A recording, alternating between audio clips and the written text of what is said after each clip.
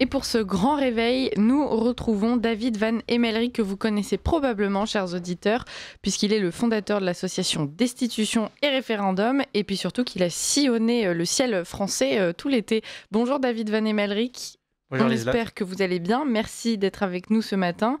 Je vais commencer par une question qui d'habitude est de la courtoisie, mais qui aujourd'hui, bien évidemment, nous intéresse d'autant plus. Est-ce que vous avez passé un bel été ? C'était un été de combat. Quand, pour moi, le ciel est beau, quand les vacanciers sont sur la plage, quand ils se reposent, c'est le moment où les Français sont disponibles pour passer avec un message dans le ciel. Vous savez, euh, les gens sont assis, ils regardent tous dans la même direction quand on est à la mer. Et Macron a fait une loi pour interdire les banderoles publicitaires. Je pense qu'il l'a fait précisément pour que je ne puisse pas piloter de banderoles contre lui. Mais malheureusement, ces députés ont mal compris. Ils ont interdit les banderoles publicitaires. Alors je m'engage dans la brèche. Et finalement, Macron a libéré le ciel de France pour qu'il n'y ait plus qu'un seul message dans le ciel, le message contre lui. Et les Français donc sont réceptifs. Et moi, c'est vrai que quand l'été commence, j'ai peur parce que je monte au front. Je monte en première ligne. Je peux avoir un accident. La banderole est miraculée, sauvée des eaux. Les Français n'en ont peut-être pas conscience, mais je pars au combat. Et aujourd'hui, je n'aimais pas le costume et la cravate. Mon attaché de presse aimerait que je rappelle à chaque fois que je suis polytechnicien. Eh bien non, je ne suis pas en tenue de polytechnicien, je suis en tenue de combat. Et j'ai passé donc un été à préparer les Français à cette rentrée et à l'histoire et à reprendre en main leur dignité. Alors, si on en revient au début, comment vous est venue cette idée de déployer cette banderole réclamant la destitution d'Emmanuel Macron? Et puis surtout, comment est-ce que vous en êtes venu à souhaiter cette destitution, David Van Emelryk? Vous savez, les Français sont en prison. Aujourd'hui, le débat éternel, c'est à quel point la prison est déprimante. Est-ce que les rats, est-ce que l'eau est potable? Et à chaque fois, les Français dépriment en regardant la prison autour d'eux. Peut-être ils croient à un sauveur, peut-être que quelqu'un va les aider à franchir le mur de la prison. Et moi, excusez-moi, mais j'ai envie d'être plus radical. Quand il y a une prison, il faut se mettre ensemble et détruire le mur.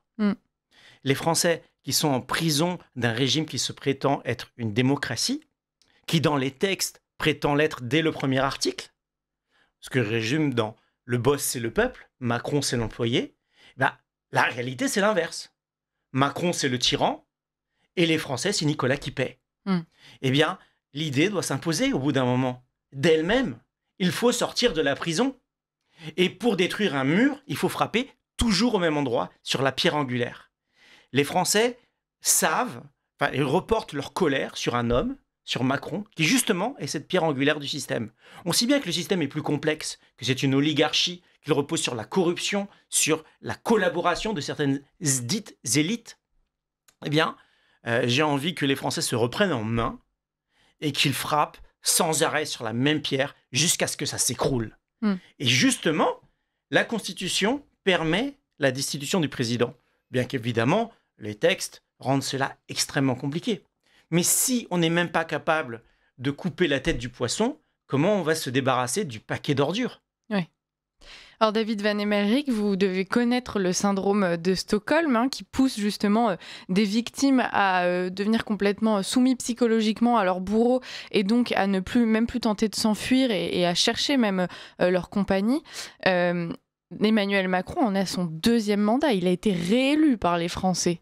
Est-ce que ce signe-là n'est pas un peu décourageant pour vous? Est-ce que finalement les Français ne se retrouvent pas avec le président qu'au fond ils ont choisi et par 2 fois?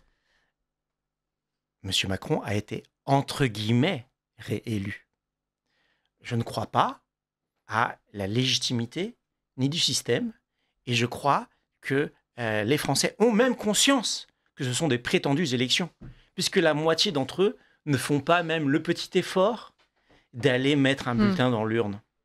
Et les autres, c'est peut-être les autres qui manquent de réalisme, à se frapper la tête contre ce mur de prison depuis 40 ans, en croyant à tel ou tel homme politique qui les sortirait enfin de la prison. Non, non, non, il faut que le système s'effondre. Macron, il a eu aussi le soutien de cette oligarchie, de ces médias. Bon, si on veut expliquer comment ces élections sont prétendues démocratiques, vous savez, j'ai plein de démonstrations, je suis polytechnicien. L'une d'entre elles, c'est tout simplement que le temps de parole des hommes politiques est soi-disant rendu égal, mais le temps de parole des propagandistes, qui sont vos collègues des autres médias subventionnés. Si on invite quelqu'un pour le faire passer pour un clown, ou si on invite quelqu'un pour le faire passer pour un Mozart de la finance, ce temps n'est pas égal. Et donc, en France, le système est totalement biaisé. Totalement. Et il se prétend égalitaire. Et les Français, aujourd'hui, je n'ai pas envie à chaque fois d'expliquer à quel point la prison est déprimante. C'est ce que font tous les autres commentateurs. J'ai envie de mettre une pioche dans la main des Français qui sont en prison et de dire « On va frapper, on va détruire ce mur ». Et ce que je fais avec cette banderole destitution, bien sûr, je rappelle que c'est dans la Constitution. C'est une partie du message. Mais surtout, je donne de l'espoir. C'est ce qu'on me dit continuellement.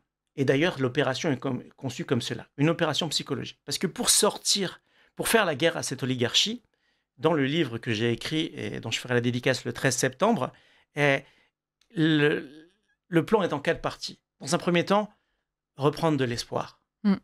À l'échelle individuelle. Quand on est désespéré, on ne se lève pas le matin. Dans un deuxième temps, s'organiser, s'entraîner collectivement. À petite échelle, des petites équipes de résistants. Les gens qui vont sortir le 10 septembre, ils se sentiraient beaucoup plus forts s'ils avaient une équipe autour d'eux. Et ensuite, quand la structure locale est faite, s'organiser collectivement à l'échelle de la France pour ensuite triompher. C'est un plan en 4 parties. Et j'invite, évidemment, là je l'ai vraiment survolé, j'invite les auditeurs qui sont intéressés à comprendre la méthode pour sortir de cette prison, à lire mon livre « Les ailes de la libération ». Quand vous dites qu'il est nécessaire de s'organiser, vous avez dû entendre parler de ce mouvement des gueux.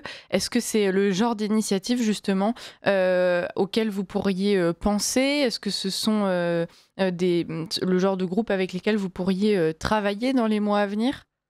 Il faut tous qu'on puisse travailler ensemble. Vous savez, c'est très bien la manière dont vous avez posé la question.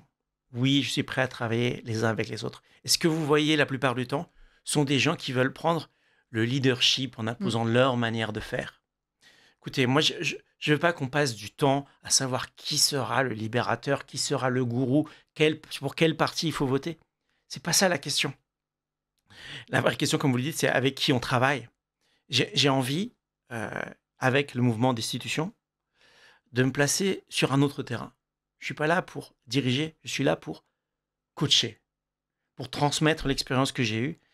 Le jour où je m'apprêtais à ne pas piloter pour faire exceptionnellement une pause, la Providence avait prévu autrement. Et c'est le jour où la police a réussi à m'arrêter. J'ai eu le temps de dégainer mon téléphone et de faire un live, de faire un direct sur ce contrôle totalement motivé par Enfin, je veux dire, pas réellement motivé légalement, évidemment, il prétendait, c'est un contrôle aéronautique. Il m'attendait, moi, sur un terrain complètement désert. Quand on a sorti les sacs à côté de l'avion, boum, les voitures sont arrivées, comme dans un western.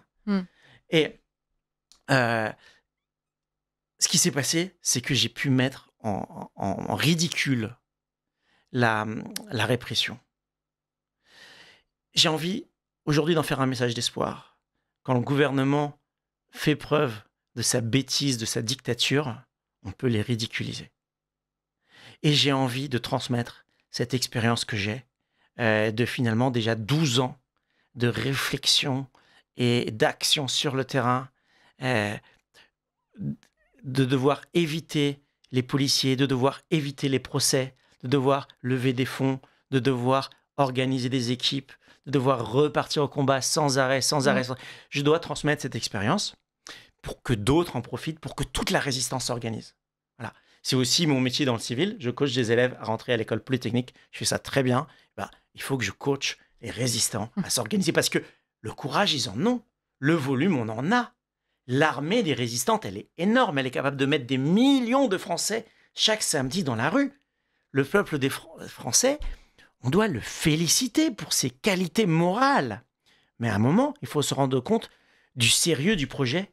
Si on veut se libérer, on est en guerre contre l'oligarchie. La guerre, ça se fait pas la fleur au fusil. Ça se fait avec des équipes entraînées. David Van Emmelrich, on reste avec vous encore quelques minutes et ensuite, chers auditeurs, nous recevrons pour le grand entretien Marguerite Stern, donc restez bien avec nous. David Van Emmelrich, quand vous nous expliquez que vous sillonnez la France, donc surtout au-dessus de ces plages sur lesquelles les Français se regroupent l'été, est-ce que vous n'avez pas l'impression que d'une certaine façon, vous venez troubler ce moment où justement ils peuvent oublier la politique, oublier Emmanuel Macron, se détendre? Est-ce qu'on vous a déjà reproché justement de venir les perturber au moment où, on le sait, les Français ont tendance à se couper de cette actualité? Jamais on m'a reproché ça. Si on reprend l'allégorie de la prison, c'est comme si on avait le droit de sortir se promener dans la prison une fois par jour à midi et que vous me reprochiez de montrer le bleu du ciel. Non, la libération, c'est ce dont rêvent les Français. Et apporter du rêve quand on est à la plage, c'est ce qu'il y a de plus beau. Moi, ce que je vois, parce que maintenant, je regarde beaucoup quand même, je suis habitué au pilotage et je regarde la réaction des gens. Et après la surprise, tous ceux qui ont le temps de le lire, ils lèvent les bras et ils essaient d'applaudir suffisamment visiblement pour que je le voie. Voilà. Effectivement, ça doit être assez beau à voir. On le sait, le mandat d'Emmanuel Macron aura quand même une fin. Est-ce que si jamais il n'est pas destitué d'ici là, mais qu'en revanche il est simplement démis par le temps, eh bien vous en serez satisfait ou est-ce que vous aurez un goût d'inachevé? Le combat sera mené jusqu'à la libération des Français et que l'oligarchie soit représentée par tel ou tel de ses représentants, rien à faire. On me reproche d'avoir commencé le combat sous François Hollande. Mais quel que soit le successeur désigné d'Emmanuel Macron, il est possible qu'il soit pire, possible qu'il soit un peu plus lisse, il est possible que son épouse soit un peu plus féminine. On s'en fiche. Ce qu'il faut, c'est détruire le système. Que les gens détestent Macron, quelque part, c'est très positif. Vous savez, le problème, c'est que cette oligarchie qui se déguise en démocratie, avec ce rituel de pseudo-élection qui arrive tous les 5 ans, la fenêtre pour mobiliser les Français est très courte. Ouais. Parce que l'année d'avant l'élection, tout le monde pense à son gourou, tout le monde rentre dans un parti et pense vraiment à ce candidat. Et l'année qui suit l'élection, les gens sont déprimés parce que, entre guillemets, les Français ont élu.